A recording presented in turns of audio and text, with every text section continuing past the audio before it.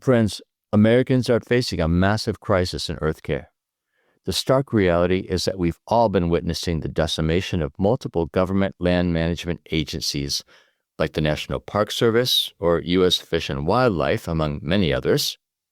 And it's becoming increasingly obvious how the present administration's drastic cuts to staffing and budgets translates into the wholesale gutting of public services, environmental protections, and critical research for planetary health. But what we don't hear about so much is the cost of these changes to the actual federal employees on the front lines of these agencies. Costs in terms of their economic security, their mental health, and even their human dignity.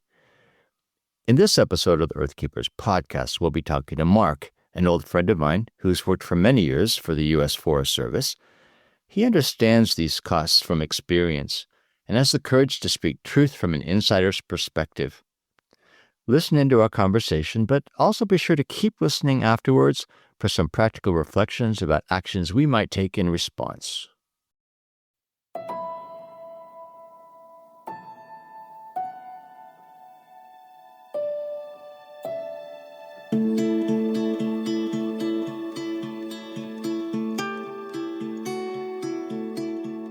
Welcome to the Earthkeepers podcast. This podcast is for people who seek new and better ways to love and care for the earth. It's a podcast for anyone who is deeply concerned about the harm being done to the environment on a local and global level. It's a podcast that builds community and connection between people of like heart and mind, people who believe that earth care should be integrated into every aspect of life, and for many in the Earthkeepers community, that includes our spiritual lives. Welcome, friends, to the Earthkeepers podcast. Mark, it is so good to have you on the podcast again after several years. I wonder if you could reorient our listeners by telling us generally who you are and what you're doing these days with your time. It's a great pleasure to be back and to see you, my old friend. You know, I recently retired from a 33-year career with the U.S. Forest Service in December of 2024. You know, my entire professional career has been in sort of land management, land conservation, and, you know, I'm not doing that professionally anymore, but certainly always getting the opportunity now to get out and appreciate some of those open spaces and public lands that worked so hard to advocate for during my entire career. But yeah, it's nice to kind of look back and reflect, and you really feel good about the things accomplished over that amount of time. Yeah. Tell us a little bit about the job that you used to do. Yeah, so I was a forest botanist, so a botanist for the U.S. Forest Service on a national forest for the bulk of my career, 22, 23 years at that level. And then in the last 3 years of my job, I was working as a regional botanist. So the Forest Service only has 9 regions. So I was one of 9, which to me, you know, I never really thought about as a career like reaching certain levels or attaining goals. I just did the work I felt was important. But when I stop and think and reflect that there were only 9 positions like that in the United States for that agency, and I feel like I rose to a pretty high level in the agency, able to really help out an entire region, lots and lots of different national forests. Primarily what I was focused on was land conservation work, so rare species work, the treatment of invasive species, and a lot in the latter years was the development of native plant materials programs for restoration. So you going out and collecting and increasing native seed that's appropriate to a particular area so that they can use those species in the restoration after land management projects. So, you know, that kind of stuff, and those live on. You can see the legacy on the ground. So, you know, really kind of cool stuff that I'm proud of, and I can say that I feel like I made a good contribution and I'm satisfied with what I did. Yeah, there's an impulse in me that wants to say thank you for your service. Yeah. I seriously do appreciate it, right? Yeah. I'm especially aware of efforts made in terms of identifying, but also preserving native species. Something that on our land at Circlewood, we're really struggling right now is how to, obtain actual native seeds and plants that we can restore the land with. So yeah, I definitely appreciate the kind of work that you did. Let me ask you this. How did you end up in a vocation that values the environment as you do? Maybe what are some of the things that shaped you along the way? I grew up in a family that traveled a lot, that really appreciated the outdoors and native ecosystems, our national parks. And so just grew up immersed in that, always traveling. My memories of childhood are spending birthdays on backpacking trips and going to national parks and traveling through Mexico and other exotic places. And so I think by the time I met you in high school, which seems like a pretty darn long time ago, and then again, not so long ago, I already had it in my mind. I knew I wanted to do something related. I wouldn't say that I knew it would be resource conservation. I'm not sure I even knew what that meant or what that looked like, but I knew how much I appreciated and valued our outdoor spaces. And so I always hoped and dreamed I would have a career doing that. And I somehow navigated my way and was able to do that. So yeah, it's hard sometimes. I know a lot of people that have dreams and desires and, things push them in other directions. And I was one of the lucky folks, I think, that truly had a passion, was able to work with that. And there were days certainly that it was definitely work, but in the scheme of things, my job was also my hobby, which is pretty cool. Well, when you look back at the 33 years of work that you put into that job, how would you describe the why of your vocation? What motivates you most in terms of your guiding values? It's funny because people ask that. And at one level, I hate to be this simplistic, but I almost feel like you kind of either get it or you don't. And that comes back to education, right? I think that there's just a lot of people that if you don't value our outdoor spaces, you probably haven't been exposed to them in a meaningful way. And so for me, having grown up in it, it's almost like there's no way I wasn't going to care about natural resources. And it reminds me actually on this education thing, way back when I actually tuned you into another person here. It was one of your early episodes, or episode 14, I think, Ani Cretin from the Forest School. And it's a regular school program. It starts at pre-K and goes now, I think, up until fourth or fifth grade. They've added some grades each year. But it's place-based outdoor education on a fully accredited school. So you're learning your math. You're learning all the different things that you would learn in a sit-down classroom, except you are outdoors 99% of the time. And so when you're learning to add things, you might be adding the number of fish you see in a pool or the number of crawdads. And when I think back to my childhood, I don't remember sitting in class. I have very little memory of what any classroom looked like, but I can have vivid memories that are place-based in national parks and various other outdoor spaces. So when you can build those place-based memories with your education through this type of learning, I think it creates opportunities for the next generation of people that truly value the environment instead of never getting the opportunity to experience it. Yeah, absolutely. Well, I remember spending time in the outdoors with you when we were in high school. We share similar values just in terms of what it means to invest in earth care. I would say that sometimes I look back over my career, which ended up more in community development, and I do wonder what would have happened had I had more of a preparation for the idea of careers in earth care. I had very little vision for what that could look like. In my mind, forestry was the one degree I could think of to pursue if I wanted to do that. The options probably were narrower then, but I think too, I just wasn't raised with that sensibility of what the possibilities are. So I look at schools like the thing that Bonnie Cretin is running and look at some of the opportunities that younger folks have today to reimagine what's possible. And I'm really glad for that. I'm glad for the diversification of possibilities in earth care careers. Well, last time you were on the podcast was in 2020. And at that time, we didn't identify you at all. We simply said you were an anonymous federal employee, and we used a voice disguising tool so that you couldn't be identified. And of course, this was during the first Trump administration. Let me ask you, why was that important then that we protect your identity? Maybe why is it a little less so now? Yeah, there's a lot to unpack on that actually, but sadly, I guess I felt it was necessary at that time, primarily because of the chance of reprisal against me. And that's illegal. There's whistleblower protections. There's all kinds of protections for federal employees. But even back then in the first administration, I didn't trust those. I didn't trust that they would work for me. And my job was my livelihood. And I couldn't afford to lose my job over speaking the truth. But I also felt a very, very strong desire to speak the truth and shed some light on some of the things that were going on. I would say I still feel that same way, but I'm now retired and there's still risk, but it's important to speak truth, especially now in this environment.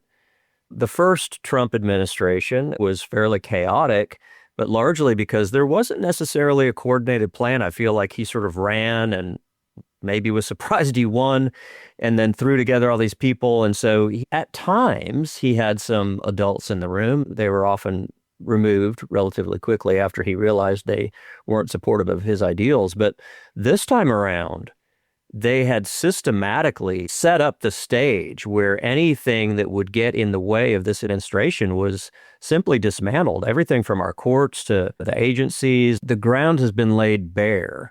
And so they're charging forward with an agenda, and there seems to be very little ability to resist it. And so about the only thing that's left is for the general population to be made aware of these things. So for me, to speak the truth, to shed light, I'm not here to call names or be derogatory, but I am here to speak the truth about how I feel our current government is affecting, in particular, the future of our natural resources. You asked about the why. It's very fundamental, but I think some people literally don't stop to think that we live on a planet with finite resources. And at some point, if we pollute our water and air to a certain level and we destroy natural ecosystems to a certain level, there's a threshold, we all die. That's our home. That's our nest. And a lot of people just never really think about it that way. And I think you don't want to sow fear, but I think it's really important for people to realize that we need to be cautious as we move forward as a nation and recognize where those thresholds are. What are clean water standards? What are clean air standards? How do we maintain viable ecosystems to maintain the overall integrity of this planet that we live on? If we don't do that, we're in bad shape. And unfortunately, that very simple premise is not taught.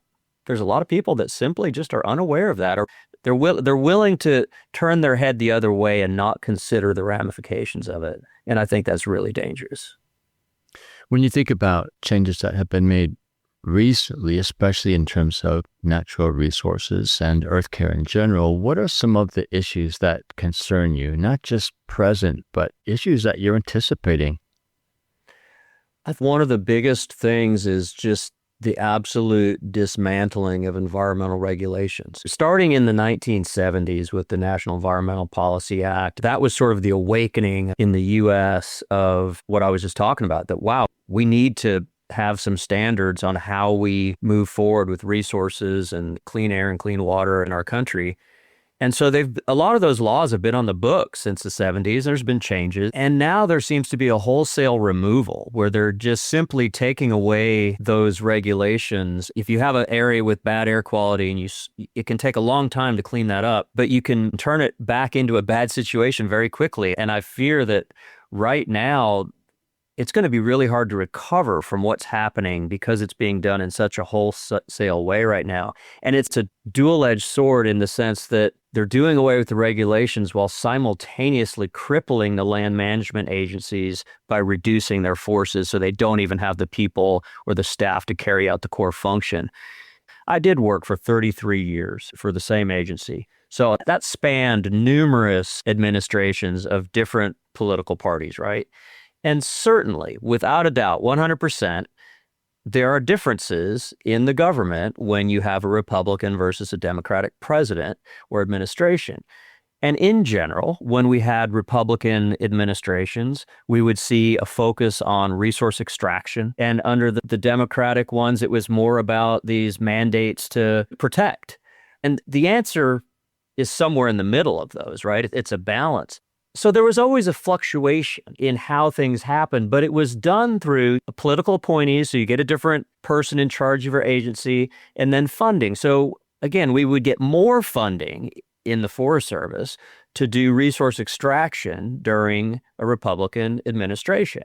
And we would get less of other things. And so everything that was done to affect change in agencies was through the funding structure, not an attack on the core function of the agency.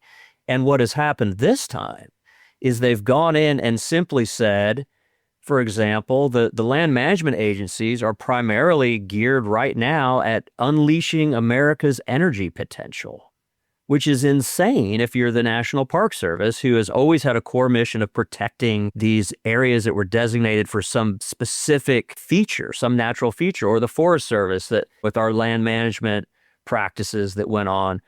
The core mission was always there under these different administrations. We were just funded differently. This time, they're absolutely dismantling the agencies and changing their core function. The general public relies on services, whether it's the service of having a national park to go to, or the service of having clean water that comes from forests, or the service of getting your Social Security check or your health benefits.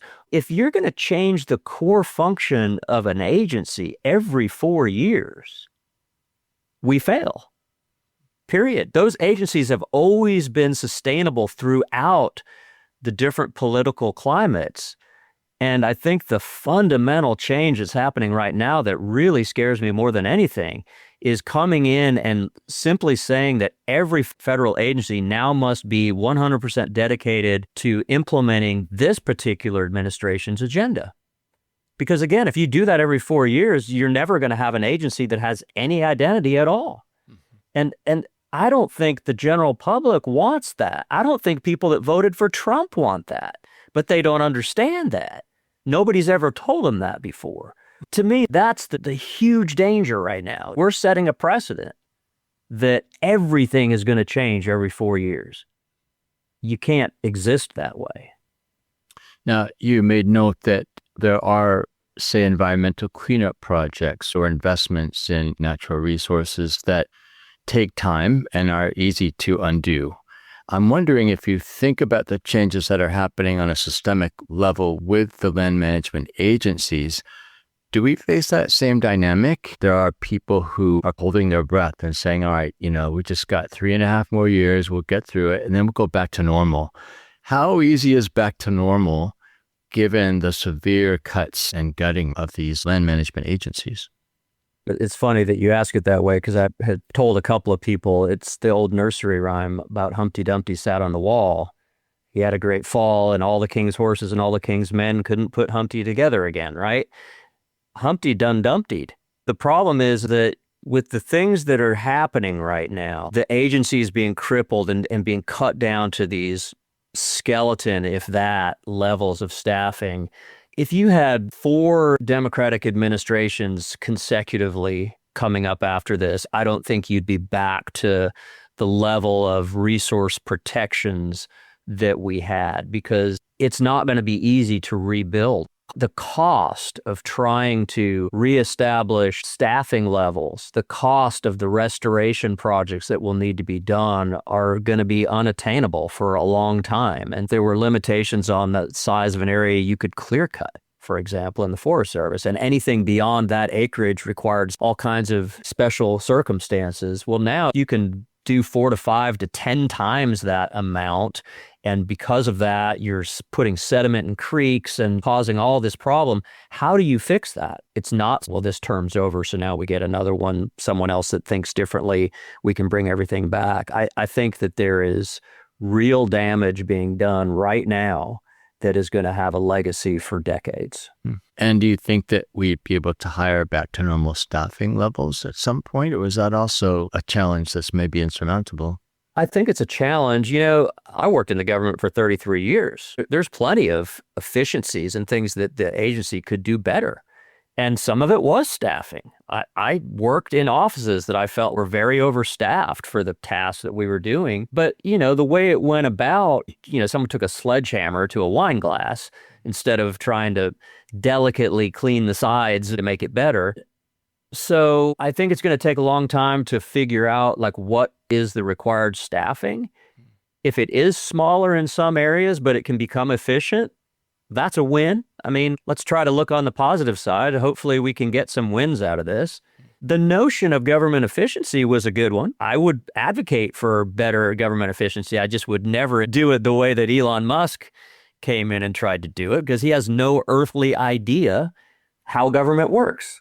We can talk about these big systemic issues, but I think it's also important to understand that, especially during the current anti-environment regime, real people are suffering. There's actually real-world damages, not just to places and systems, but to human lives. And I would imagine that you're in touch with colleagues who are not yet retired. What are the stories that you're hearing from them? It's awful. It's heartbreaking, to be honest. People are just keeping their head down. They're trying to get a job done with limited resources. It's hard. It's really hard to say. It's hard for me to put it into words without being a little bit emotional about it, to be honest with you. I know people who are out there working that are seeing the funds that the type of work that they were doing is simply disappearing, and now they're being asked to work on projects that they really can't support. I haven't seen the exact details, but there are now standards being put in employees' performance evaluations that are basically an oath to the president that you will work to serve this administration. We always work to serve the people. That's what federal employees do. We serve the people of the United States. Yes, we work as federal employees ultimately for the government, but that's why we had a core mission. And so I think that people are really traumatized.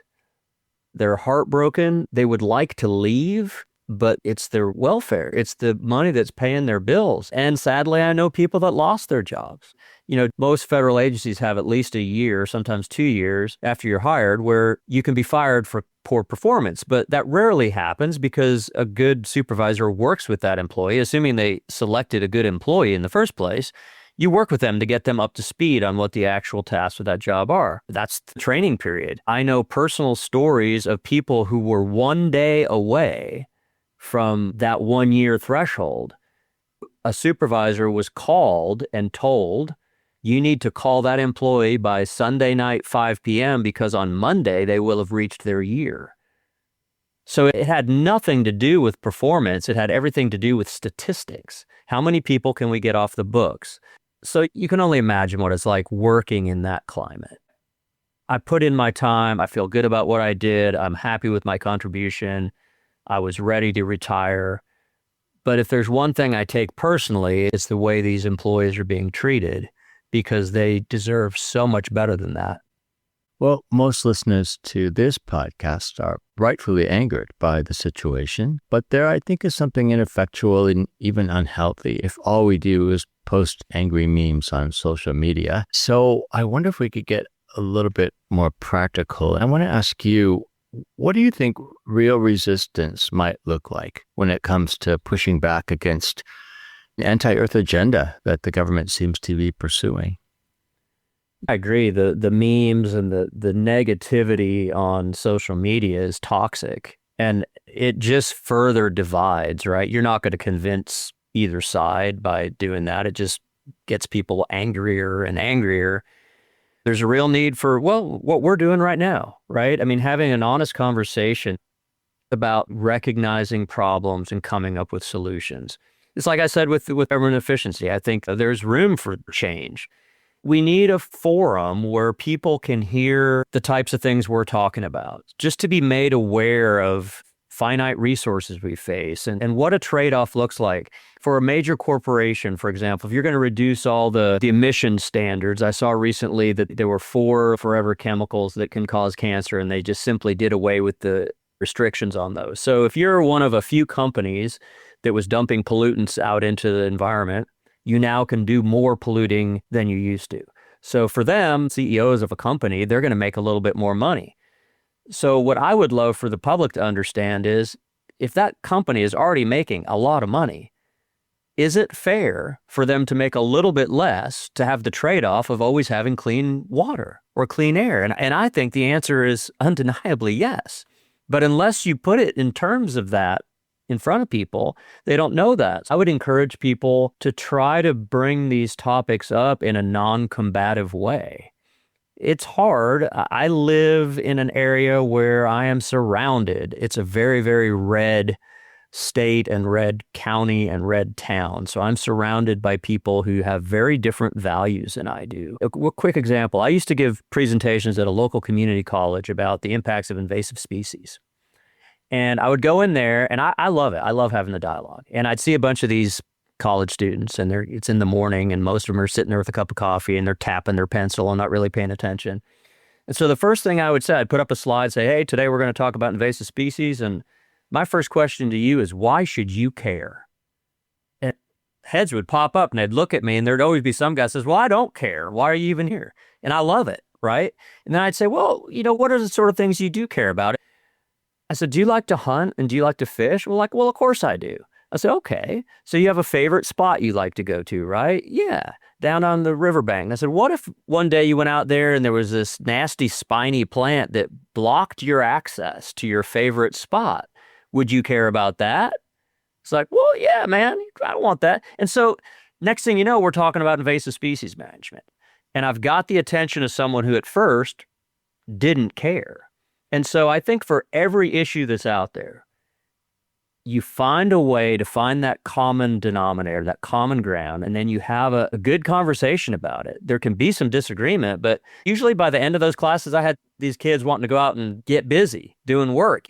I could have gone in there and just been, you need to care about this. This is important, blah, blah, blah. And they wouldn't have listened one bit because I'm just one more guy trying to tell them what to think.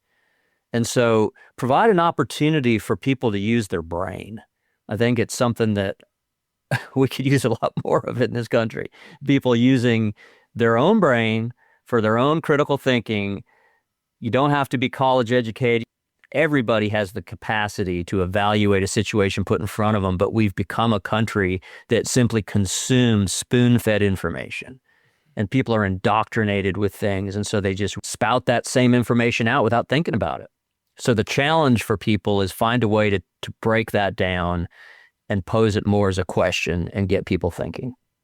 What I like about your response and your definition really of resistance is that it really requires two things. One is that you set aside the strong emotions that you might be feeling, right? You try to move out of that reactionary place. You try to not make anger, as righteous as it might be, the primary motivation for a response. And then secondarily, I think what you're talking about involves listening to the community, listening to the individuals, listening to special interests, listening to points of pain.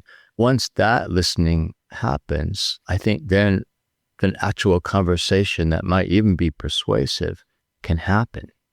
So there's an essential humility and a receptivity which is involved in the response that you're recommending to people.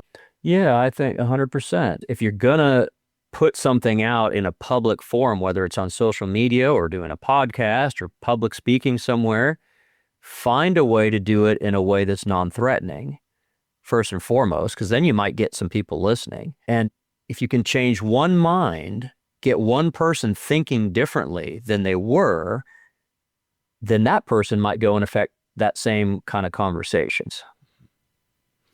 Of course, another sort of resistance, I think, would be supporting federal land management employees who are struggling to keep protecting our public spaces, to keep doing their jobs, or even those who are losing their jobs due to the widespread firings that are happening. I wonder, thinking back on your own experiences, what would you advise listeners as possible ways we can, in practice, support national park employees in particular?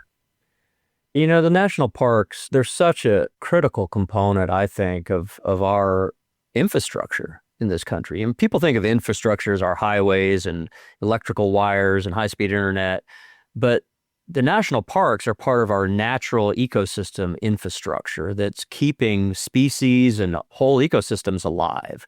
So the people that work there, they're given a tremendous charge. And right now, they're also feeling really, really down, I think, because number one, they've lost a lot of employees, so it's hard for them to complete their mission. Their mission is being changed. And there's now this narrative that somehow federal employees were somehow the enemy, that federal employees are just lazy, do-nothings that can be replaced with AI. I think at one point, Musk said most of these federal jobs could be replaced with AI. And that literally just shows how little he knows about what most of these people do. These are critical, highly trained, highly intelligent individuals that are working in this great environment. And I would say that in my time, worked for the Forest Service, it was nice to get the occasional pat on the back or an award from the agency. But what was the most rewarding to me usually was when I had done something that was public facing and someone from the public came to me and said, I appreciate what you're doing. You said at the very beginning of this podcast, I suddenly feel a need to thank you for your service. That means way more than the agency giving you a little certificate. And so go out with your signs and placards and stand in front of the national park entrance and say, thank you for your service. I think something as simple as that would make people feel really good about going to work. The stuff that had been said about federal employees, I think, it was Marjorie Taylor Greene or one of the people down in my area that just said, they're just scum, they're worthless. It's just a horrible thing to say about anybody. And if you hear that kind of stuff, you need to challenge that. If someone's saying that in the group that you're in, challenge it. Say, why are you saying that? Do you know much about what these people do? Again, don't just yell at them, but ask them, do you know what that person does?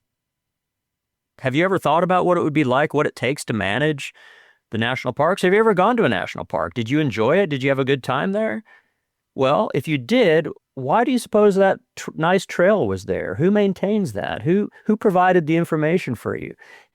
I suppose there's even something to engaging in conversation with some of these folks who are doing the work, asking them what kind of support they need, why they do their job. Absolutely. Even what you can do to help, in practice. Maybe there are volunteer jobs that you can engage in. Yeah, I don't know really what the landscape is going to look like right now. There were a lot of volunteer positions like AmeriCorps and American Conservation Experience, Student Conservation Association, all kinds of different organizations that were providing opportunities for college-age kids. I started with the Student Conservation Association way back in the day. My first foray into environmental science as an employee was through them. But sadly, a lot of those have simply been unfunded. They're gone. They were basically providing interns that could help assist the various agencies in getting their mission done. Yeah, what keeps you going? What keeps me going?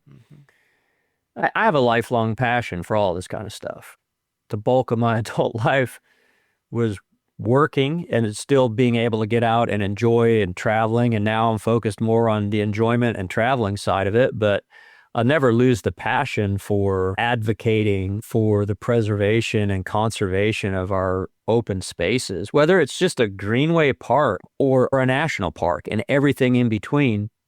We talked earlier about the native species thing. I spent a lot of time in my career helping develop these genetically appropriate native seeds and plants. Something that the average individual can do is native gardening. And there's a really cool statistic. There are more acres of manicured lawns in the lower 48 than there are acres of national parks, which is kind of astounding when you think about it, because you think of these vast national parks we have.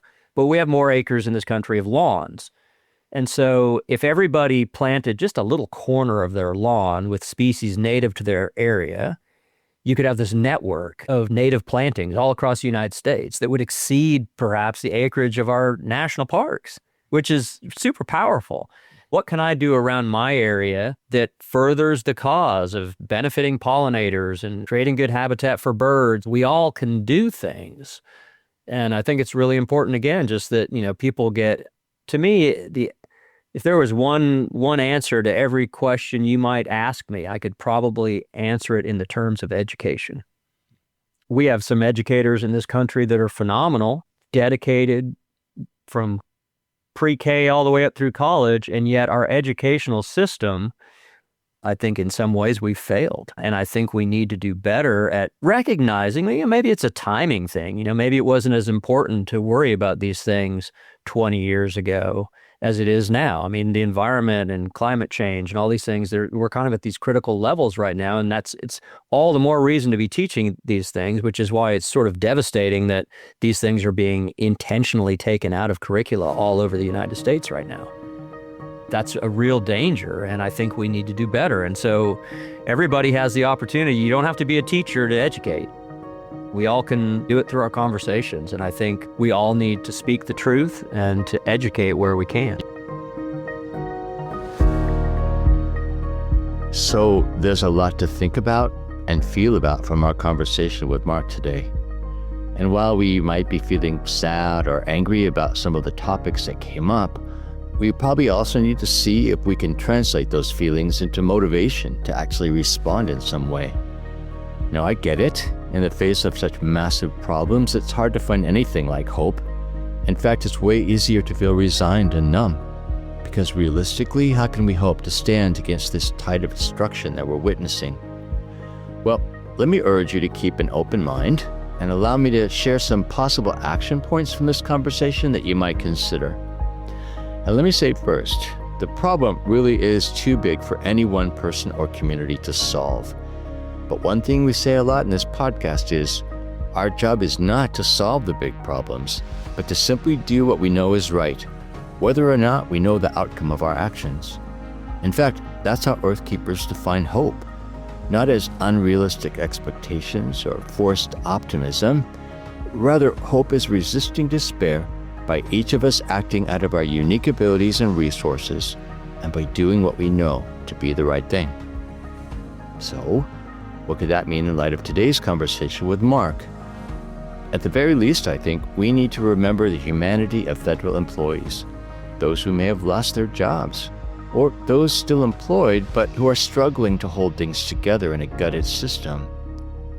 Beyond that, we each need to get proactively creative to figure out what active hope looks like in our particular places, maybe as individuals, maybe as families, maybe as whole communities, and then just do something.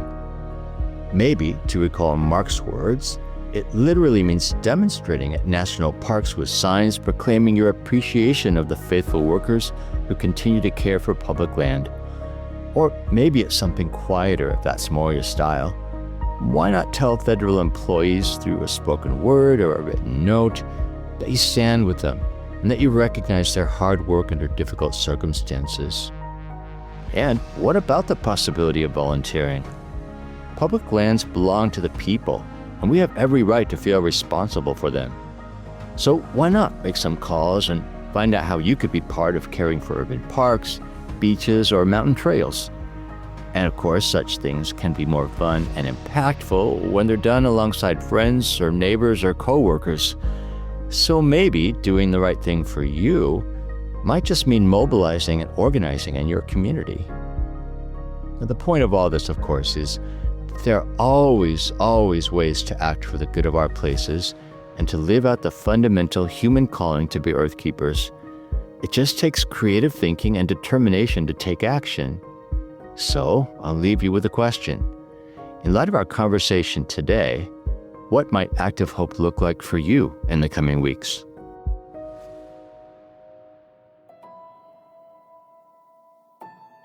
Earthkeepers Podcast is a production of Circlewood, an organization that encourages people to pursue a more ecologically conscious faith.